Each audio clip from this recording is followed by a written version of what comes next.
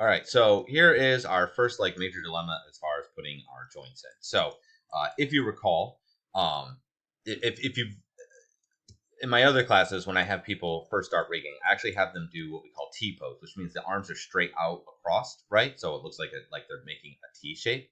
And then what you could do is actually from the top view, you can draw your joint chain across, and that way it's on a nice plane. But where our character currently is what we call A pose, which means it looks like an A.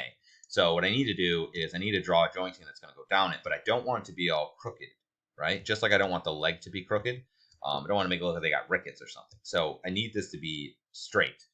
So that way that when it flexes, it feels straight. So I'm going to show you the way that actually I normally will do my joint chains. I don't normally do it this way. This way is kind of an easier way of doing it. Instead, I'll do a process that's a bit more complicated. It's not like super complicated, but it takes a little bit more time. But I'm trying to make these, each one of these lessons feels longer than it ought to be. So I want to make sure I put that in there. So what I'm going to do is, because we're just working on this, I don't want to deal with this here. So I'm going to select just this. I'm going to hit Shift I. So I'm just having the arm here. So I'm not worried about the thing being in the way, so I can see the geometry of my body better. So I need to put my joint chain in here. So what we're going to do is we are not going to just directly draw our joint chain in there. Instead, what we're going to do is we're going to make some guides, and we're going to be using that cluster concept I showed you earlier. So first thing I want to do is I'm going to go to vertices, and I need to put a clavicle. All right. So the clavicle basically is sometimes called the collarbone. But really, when you look at your shoulder, I call it a shoulder girdle, but it's not really what it's called either. But right here is kind of the starting point, right, of my clavicle. And then it ends kind of over here. And then we also have a scapula, and that kind of ends over here as well. And basically the two of those in tandem with the humerus here, right, creates like the glenoid fossa that the humerus goes in. And then that allows your arm. And that's why you have quite a bit of rotation, right? Your arm is very flexible. You can move it in a lot of different directions. We have a lot of dexterity as opposed to the leg, which is mostly hinge joints. And if you look at the socket of the acetabulum, which is where the femur inserts into, it's very cupped, as opposed to the glenoid fossa, which is actually almost flat, like has a slight indent for the head of the humerus to go into. But it's much shallower, so allows for a lot more flexibility. But that's also why people dislocate their shoulders. Very rarely do people dislocate their femur. If you dislocate your femur, you are in. That's a bigger problem. I'd rather have my leg broke than dislocate that. Let's put that way. Anyway, so we need to create the clavicle because you can lift your shoulder, this whole area up and down. So I need to create that. So there isn't any real obvious spot. So really, it does pivot from the center here, but I don't want to do it directly from the center. I'm going to do it slightly off, so we'll do it like here instead, just because for flexion purposes, for deformation purposes, I should say, it'll be a little bit better. So what I'm going to do is I'm going to put roughly, I'm going to go here, here, here, here. Okay, see where the pivot makes it? And then I'm going to do kind of the opposite, and we'll say here and here, and here and here. Okay, that's going to give me the center spot right there, which I feel like is probably a good spot for where the clavicle should be. I'm going to use that as my guide, and then I'm just going to go to the form, and we're going to hit cluster.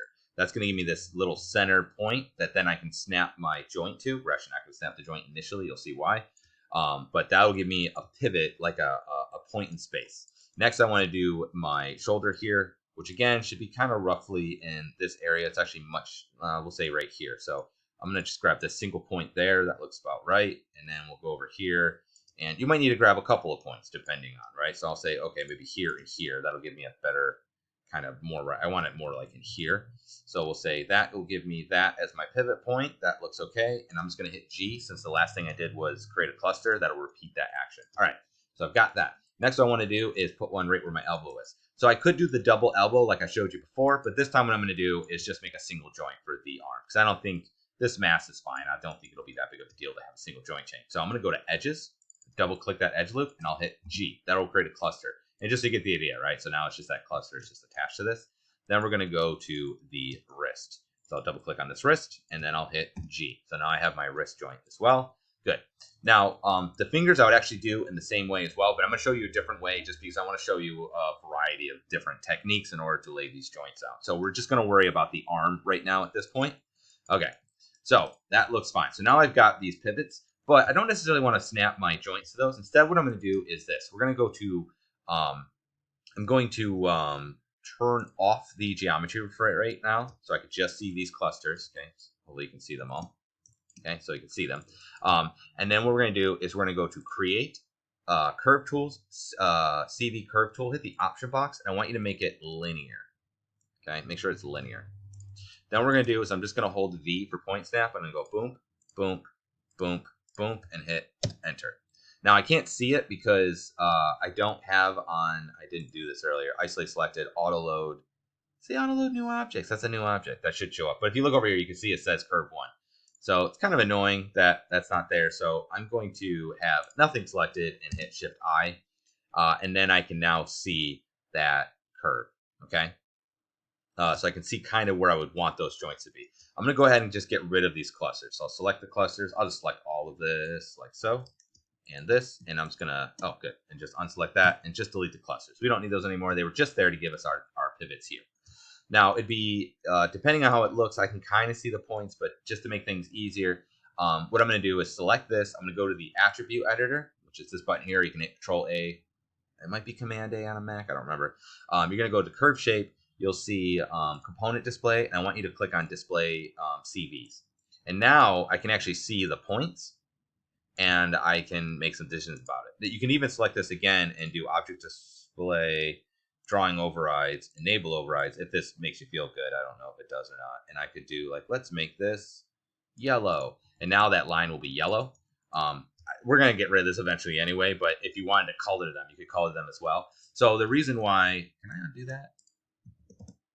Oh, sweet, good, because I don't really like that color. Okay, so now I can see the points, and you actually need to put that on. Make sure you do put the points on. The drawing overrides doesn't matter, but the display CVs do, because otherwise I can't snap to them if I can't see them. All right, so now what I'm going to do is go back to my channel box. We're going to turn this back on. We're going to reference it. Actually, we'll do wireframe because that way the template so I can see it. And now what I can do is just move these points. So I'm just going to right click over top of it, Control CV or Vertex, whatever it says. It should be CV, right? Control Vertex, but yeah, CV. And I'm just going to kind of move this around. Be like, okay, you know what? I want a little bit more to the front. Good. I'm going to take this and I'll move this and be like, okay, maybe more like there. And then I'll look at this and I'm like, you know what? That should probably be down a little bit more. So I move it down a little bit more. And I can kind of move these around, okay? And be like, okay, that looks good. So, and then when I'm happy, just go back into object mode and then voila, there it is. So now I have this layout and I can just snap my joints to it. Normally, I do the entire model this way. I'll draw all out as the CV curves, just to tell you my own personal process. And what's nice about this is that when I lay it all out this way, I can kind of see a preview of what it's going to look like. And I can move them all around. It's a little bit more flexible. I don't have to worry about like making joints and then having to remove them or anything else like that. And then also if you're using an auto rigger, which to be frank, if you're working at a company, they're going to probably purchase one because it'd be worth it to you. You can draw out all of where you want the joints to be, because most of the time with the way the auto riggers work is that they have you place markers or joints, and then it will make the rig around that. What you could do is you could build this system like I'm doing here, and then you would turn on the auto rigger, just snap it to the skeletons that you made, operate, go ahead and tell it to execute. And if you don't like the results, you can just go back to the file, move these around a little bit, and then execute it again. And that way you kind of can like do almost like a preview of where the positioning is going to be. Okay. But it works particularly well because I can kind of lay these out without having, like, I don't have a plane to draw across, but I have these to draw across.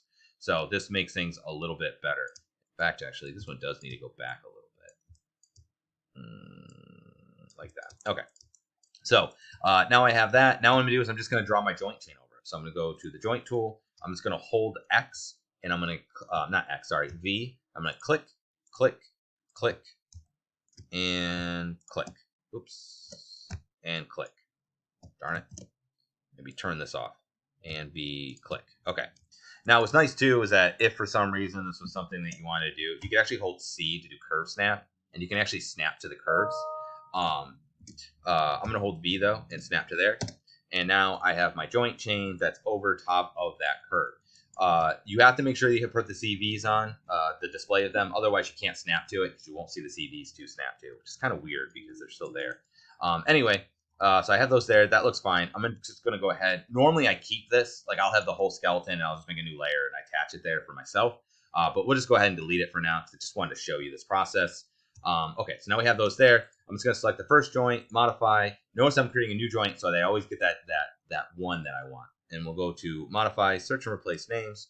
And we're going to search for that. It's going to be Logan, and this will be arm 01, and hit replace. Okay, good. So now we have all of the arms there. That looks great. Okay, so I'm going to call that good on the arm. I will end this video, and then the next one we will do the hand.